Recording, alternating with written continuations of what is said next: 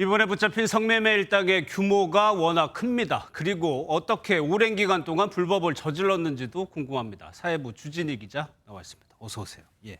이번 조직이 특이한 점이 코로나 기간 때에도 성매매를 했단 말이에요. 이때 단속 굉장히 심했었거든요. 어떻게 된 겁니까? 네, 저도 그 부분이 좀 궁금했는데요. 사실 당시 기간을 떠올려 보시면 주점 전기 사용량까지 체크하면서 단속이 좀 심했고요. 접객원들은 도망치다가 화장실 지붕에 숨는 등 삼엄한 분위기였습니다.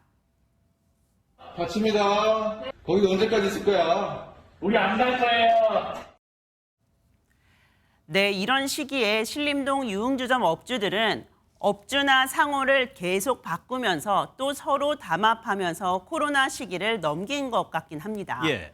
그렇다고는 해도 한 번도 안 걸렸을까 경찰에게 물어봤는데요. 그렇죠. 예. 일부는 코로나 때 감염법 위반 혐의로 전과가 있다고는 합니다.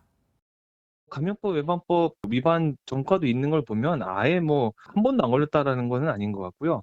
근데 워낙 업소들이 많다 보니까 데도 있고 안 걸린 데도 있고 그런 것으로 보입니다.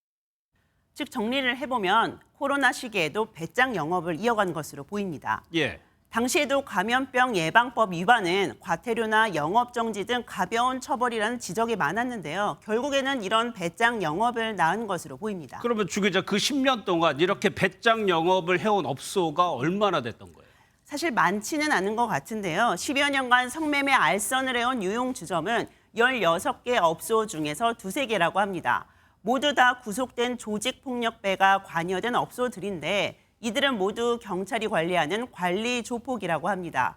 나머지 업소들은 한 평균 4년 정도 운영을 했다고 합니다. 예. 그런데 앞서 리포트에서도 잠깐 봤지만 단속을 피하기 위해서 간판가리 이런 걸 했다고 하는데 이렇다고 이게 가능한 거예요?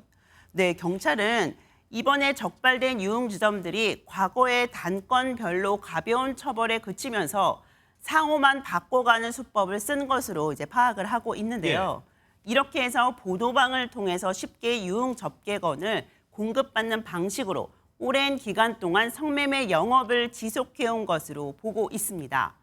통상 적발이 되어서 영업이 정지가 되어도 간판이랑 대표만 바꾸면 영업이 가능하다는 점을 노린 겁니다. 예. 또 하나 이들이 썼던 방법이 현금만 받았다는 건데 이 얘기는 추적이 어려웠다 이런 얘기일까요? 네, 맞습니다. 이들은 철저하게 현금 거래만 했다고 합니다. 물론 일당의 장부가 있었습니다. 그래서 이들의 휴대전화와 계좌 추적을 통해서 범죄의 사실을 특정한 것으로 알려지고 있습니다. 경찰이 이번에 조치를 취한 걸 보면 범죄 수익이죠. 돈부터 틀어 막았단 말이에요. 이게 좀 효과를 본 걸까요? 네, 아무래도 수익금이 어마어마할 것으로 보이기 때문에 그런 것으로 보이는데요.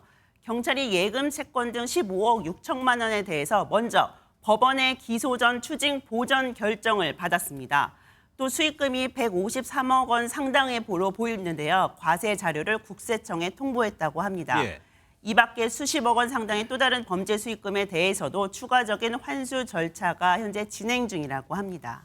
예, 잘 들었습니다. 지금까지 사회부 주진희 기자였습니다.